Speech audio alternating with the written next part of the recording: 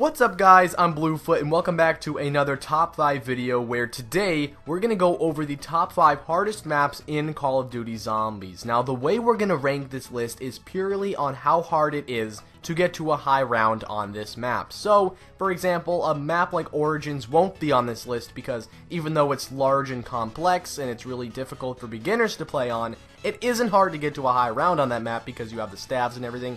So, if you see a small and not complex map on this list, it's just because it is hard to get to a high round on that map. So, without further ado, let's jump into it. So, coming in at number 5, we have Call of the Dead. Now, I realize on these top 5s, Call of the Dead always shows up.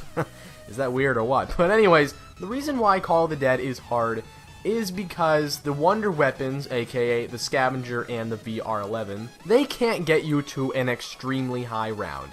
Now the scavenger, if you have PhD and you're good at training, can help you very much on the earlier rounds. I'd say it's probably good up until around, let's say around 25, 30, maybe 35, and then it just drops off. After that, good luck. I mean, the scavenger will just make crawlers, it's not going to be extremely helpful. The VR11 is just a piece of shit all the time, and not to mention, George will be up your ass 100% of the time. He will be up your ass so much that it will hurt you. And when you go down and you gotta go get your perks back, man, good luck. I mean, you gotta run from every single corner of the map to get your perks back with the fog and the zombies chasing you constantly and George pissing everyone off. It's just not easy to get set back up when you get knocked down. The wonder weapons, like I said, they just aren't helpful on the higher rounds. And when you really put this into perspective, how many people do you know that can get to round 50 on Call of the Dead? You might know a few, but not many people can. And that's coming from someone that plays Call of the Dead a lot, and that's coming from somebody who loves Call of the Dead, and I could probably get to a really high round on this map, and I have, but it's not easy. Trust me, from my own personal experience. Now, in this gameplay, you can see I have the Wonderwaff. That's if you kill George and you get a free perk in the Wonderwaff. The Wonderwaff is temporary, and when you run out of ammo with it, that's it.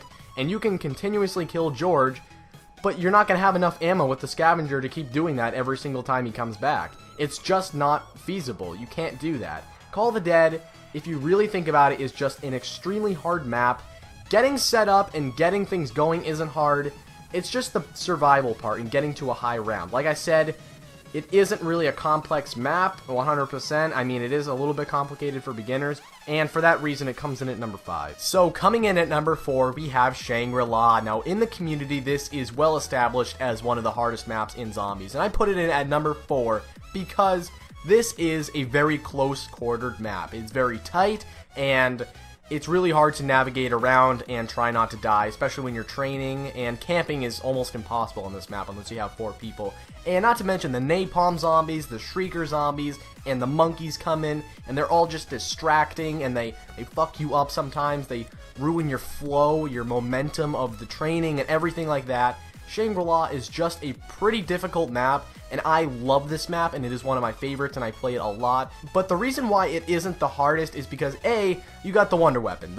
The baby maker on ShangriLa is statistically the best wonder weapon in Zombies besides the stabs and the bows, so that really helps you out a lot, of course. And there actually is a pretty solid strategy for training on this map. You go into the area with the MPL, if you know where that is, and you can train in that area with the baby gun. And you also got the Mustang and Sally's. You can just get those and get PhD, and you're literally invincible as long as you have ammo and those things.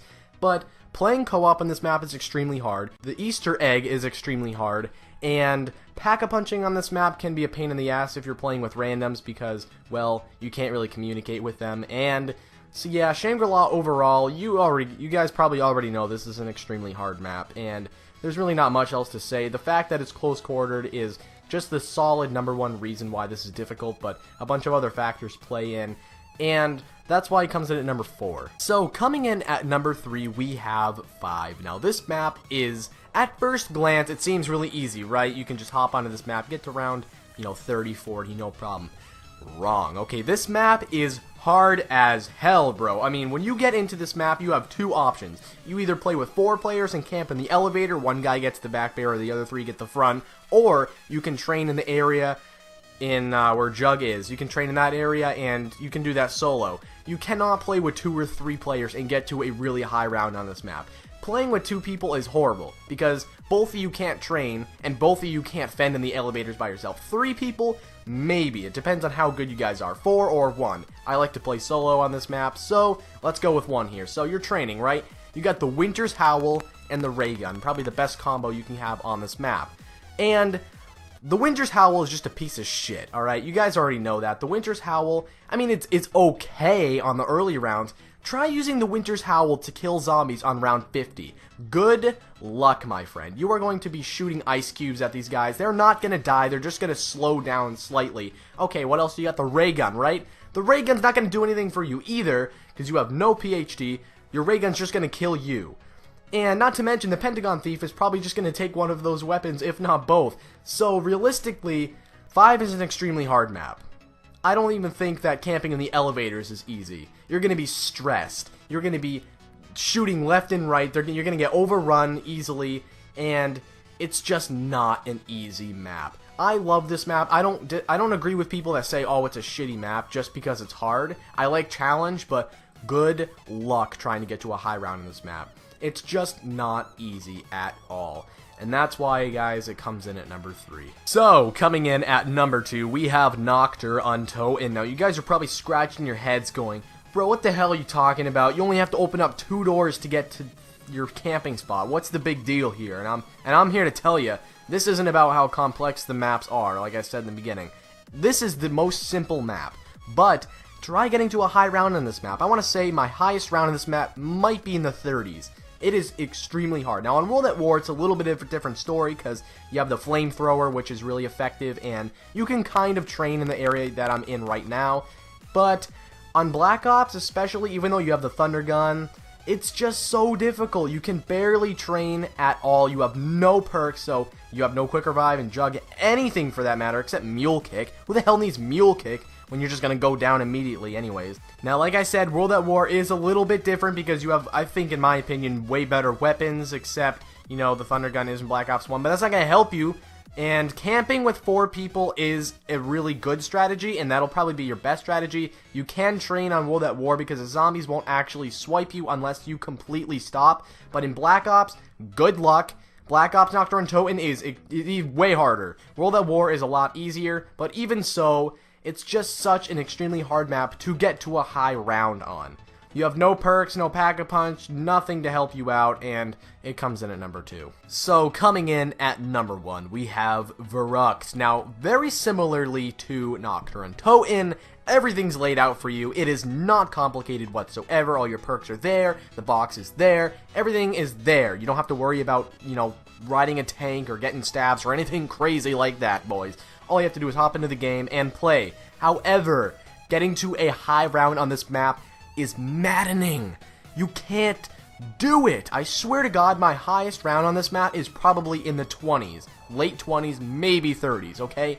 The only thing you can do on this map, I guess there's 2 things you can do. You can either play solo and run around the map non-stop, just killing zombies, which will take hours to do if you want to get to a really high round.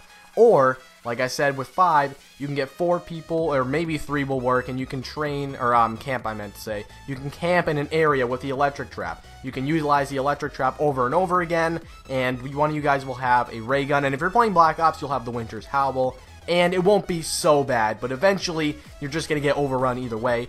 Verruckt is so hard to do anything on this map. I mean, you're just going to die, okay? Verruckt is not a fun place. It is a horrible place.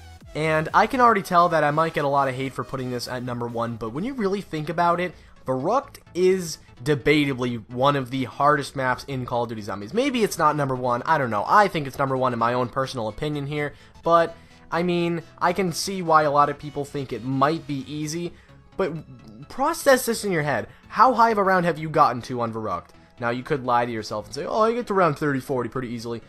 Maybe, alright, probably. Alright, if you're a good Zombies player, I would believe you. But if you're just the average player that just plays for fun, Verruckt, man, your highest round probably is around mine, maybe 20, 30s at best. It's just so hard. The ray gun, even though it's pretty good, I mean, no PhD, you're gonna kill yourself with that thing, and you're probably gonna run out of ammo anyways. So yeah, Verruckt is in my opinion, the hardest map in Call of Duty Zombies, just to get to a high round on. It's not the most complex. I can make a whole separate list for the most complex maps, but that'll be another video for another day. So hopefully you guys enjoyed this. If you did, make sure to leave a like rating. That way I know that I can keep making these videos and it helps the channel out. Subscribe if you are new because, well, dude, that'd be awesome. And make sure to comment your top 5 hardest maps list down below in the comments section. I'd love to read those. And hopefully you guys have a good one. And goodbye.